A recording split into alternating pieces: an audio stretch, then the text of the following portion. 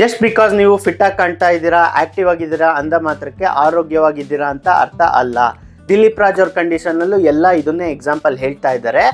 ಈ ಫಿಟ್ನೆಸ್ ಹೇಗೆ ವರ್ಕ್ ಆಗುತ್ತೆ ಅಂತಂದರೆ, ನಾವು ಎಷ್ಟು ಕ್ಯಾಲರೀಸ್ ಕನ್ಸ್ಯೂಮ್ ಮಾಡ್ತೀವೋ ಅದಕ್ಕಿಂತ ಜಾಸ್ತಿ ಬರ್ನ್ ಆದಾಗ ನೀವು ಫಿಟ್ ಆಗ್ತೀರಾ, ಬಾಡಿ ಕೊಲೆಸ್ಟ್ರಾಲ್ ರೆಡ್ಯೂಸ್ ಆಗುತ್ತೆ. ಆ ಒಂದು ಕ್ಯಾಲರೀಸು ನಿಮಗೆ ಹೆಲ್ತಿ ಫುಡ್ಡಿಂದನೇ ಬರಬೇಕು ಅಂತಿಲ್ಲ. ಬರೀ ಐಸ್ ಕ್ರೀಮು, ಕೇಕು, ಡೋನಟ್ಸು ಎಲ್ಲ ಕುರುಕಲು ತಿಂಡಿ ತಿಂದು ವೆಯ್ಟ್ ಲಾಸ್ ಮಾಡ್ಬೋದು.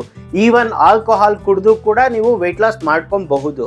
ಬಟ್ ಅದು ನಿಮ್ಮ ಬಾಡಿನ ಔಟ್ಸೈಡಿಂದ ಬಾಡಿ ಕೊಲೆಸ್ಟ್ರಾಲ್ನ ರಿಡ್ಯೂಸ್ ಮಾಡುತ್ತೆ ಹೊತ್ತು ಬ್ಲಡ್ ಕೊಲೆಸ್ಟ್ರಾಲ್ ಅಂತ ಇನ್ನೊಂದಿದೆ. ಅದೇ ಮೇಯ್ನು ಕಾರ್ಡಿಯಾಕ್ ಅರೆಸ್ಟ್ಗೆ, ಹಾರ್ಟ್ ಅಟ್ಯಾಕ್ಗೆ ಕಾರಣ ಆಗುತ್ತೆ. ಅದು ಫಿಕ್ಸ್ ಆಗಲ್ಲ.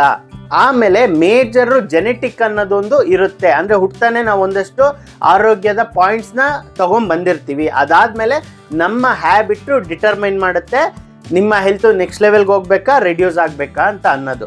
ಅದೇ ಕಾರಣಕ್ಕೆ ಕೆಲವರು ಆಲ್ಕೋಹಾಲ್ ಕುಡಿದು ಸಹ 100 ವರ್ಷ ಬದುಕ್ತಾರೆ. ಬಟ್ ಅವ್ರ ಲೈಫ್ ಸ್ಪ್ಯಾನು 120 ವರ್ಷ ಬದುಕೋದಾಗಿರುತ್ತೆ. ಅದೇ ಕೆಲವರು 50 ವರ್ಷಕ್ಕೆ ಸತ್ತೋಗ್ತಾರೆ. ಬಟ್ ಅವ್ರ ಜೆನೆಟಿಕಲ್ಲಿ ಹಾರ್ಟ್ ಅಟ್ಯಾಕು 30 ವರ್ಷಕ್ಕೆ ಆಗಬೇಕು ಅಂತಿರುತ್ತೆ.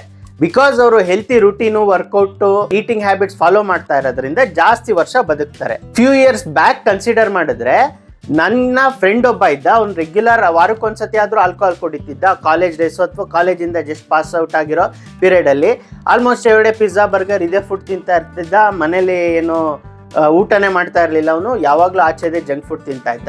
ಇಬ್ರು ಕೊಲೆಸ್ಟ್ರಾಲ್ ಚೆಕ್ ಮಾಡಿದಾಗ ಅವನ ಕೊಲೆಸ್ಟ್ರಾಲ್ ನಂದಕ್ಕಿಂತ ಚೆನ್ನಾಗಿತ್ತು. ನಾನು ಯಾವುದೇ ರೀತಿ ಆಲ್ಕೋಹಾಲ್ ಕುಡಿಯಲ್ಲ. ಅವಾಗಂತೂ ಇವಾಗ ಕುರುಕ್ಲು ತಿಂಡಿ ತಿಂತೀನಿ, ತುಂಬ ಸ್ಟ್ರಿಕ್ಟ್ ಡಯಟ್ ಮಾಡ್ತಾ ಇದ್ದೆ. ಬಿಕಾಸ್ ನನಗೆ ಈ ರೀತಿ ಪಿಜ್ಜಾ, ಬರ್ಗರು ಇನ್ನೊಂದು ತಗೊಳಕ್ಕೂ ಕೂಡ ದುಡ್ಡು ಇರ್ತಾ ಇರಲಿಲ್ಲ. ಎಲ್ಲ ದುಡ್ಡನ್ನು ಈ ಮೊಟ್ಟೆ, ಚಿಕನ್ನು, ಸಪ್ಲಿಮೆಂಟ್ಸು ಇದ್ರ ಮೇಲೆ ಹಾಕ್ತಾ ಇದ್ದೆ. ಸೊ ಅವನು ಜೆನೆಟಿಕಲಿ ಕೊಲೆಸ್ಟ್ರಾಲ್ ವಿಷಯದಲ್ಲಿ ಸ್ಟ್ರಾಂಗ್ ಆಗಿದ್ದಾನೆ. ಅವ್ನು ಕುಡಿದ್ರು ಅದು ಅವನಿಗೆ ಅಫೆಕ್ಟ್ ಆಗಲ್ಲ. ಬಟ್ ನಾನು ವೀಕ್ ಆಗಿದ್ದೀನಿ, ಸೊ ನಾನು ಎಲ್ಲ ಮಾಡಿನೂ ಅವನಷ್ಟು ಲೆವೆಲ್ಗೆ ಆಗಲ್ಲ. ಬಟ್ ಇವಾಗ ಆಫ್ಟರ್ 10 ಇಯರ್ಸ್ ಏನಾಗಿದೆ ಅಂದರೆ ಅವನಿಗೆ ಪ್ರೀ ಡಯಾಬಿಟಿಕ್ ಆಗಿದೆ, ಹೈ ಯೂರಿಕ್ ಆ್ಯಸಿಡ್ ಆಗಿದೆ, ಕೊಲೆಸ್ಟ್ರಾಲ್ ಹಾಳಾಗಿದೆ. ನನಗೆ ಅವನಕ್ಕಿಂತ ತುಂಬ ಚೆನ್ನಾಗಿದ್ದೀನಿ, ಫಿಟ್ ಆಗಿದ್ದೀನಿ. ಅವ್ನು ಓವರ್ ವೆಯ್ಟ್ ಕೂಡ ಆಗಿದ್ದಾನೆ. ಬಿಕಾಸ್ ಅವನದೊಂದು ಸೆಟ್ ಪಾಯಿಂಟ್ ಇತ್ತು. ಇಲ್ಲಿ ಇದ್ದಾಗ ಅವನು ಅದನ್ನ ಹಾಳು ಮಾಡ್ಕೊಂಡು ಬಂದ, ನಾನು ಇಂಪ್ರೂವ್ ಮಾಡ್ಕೊಂಡು ಬಂದೆ. ಹೀಗೆ ಜೆನೆಟಿಕ್ ಅನ್ನೋದು ಮ್ಯಾಟ್ರ್ ಆಗುತ್ತೆ. ಯಾರೋ ಒಬ್ರು ಕುಡಿದು 100 ವರ್ಷ ಬದುಕಿದ್ರು ಅಂದ ಮಾತ್ರಕ್ಕೆ ನೀವು ಕುಡ್ಕೊಂಡು 100 ವರ್ಷ ಬದುಕ್ಬೋದು ಅಂತ ಅಲ್ಲ. ಮತ್ತೆ ನೀವು ಔಟ್ಸೈಡ್ ಎಷ್ಟೇ ಚೆನ್ನಾಗಿ ಆರೋಗ್ಯವಾಗಿ ಕಾಣಿಸಿದ್ರು 6 ತಿಂಗಳಿಗೊಂದ್ಸತಿ ಬ್ಲಡ್ ಚೆಕಪ್ ಮಾಡೋದು ತುಂಬ ಇಂಪಾರ್ಟೆಂಟು. ನಾನು ಆಲ್ಮೋಸ್ಟ್ 5 to 10 ಇಯರ್ಸಿಂದ ವರ್ಕೌಟ್ ಮಾಡ್ತಾನೆ ಇದ್ದೀನಿ. ಬಟ್ ಸ್ಟಿಲ್ 6 ತಿಂಗಳಿಗೊಂದ್ಸತಿ ಚೆಕಪ್ ಮಾಡ್ತೀನಿ. ಆವಾಗ ನನ್ನ ಬಾಡಿ ಇಂಟರ್ನಲ್ಲಿ ಹೇಗೆ ವರ್ಕ್ ಆಗ್ತಿದೆ ಅನ್ನೋದು ಗೊತ್ತಾಗುತ್ತೆ ನನಗೆ. ಅದಕ್ಕೆ ತಕ್ಕಂಗೆ ಬೇಕಾಗಿರೋ ಡಿಸಿಷನ್ಸ್ ತಗೊಳ್ತೀನಿ. ಸೊ ಇನಿಷಿಯಲ್ ಸ್ಟೇಜಲ್ಲೇ ರೆಕ್ಟಿಫೈ ಮಾಡಿದ್ರೆ ಈ ರೀತಿ ದೊಡ್ಡ ದೊಡ್ಡ ಅನಾಹುತಗಳು ಆಗೋದು ತಪ್ಪುತ್ತೆ.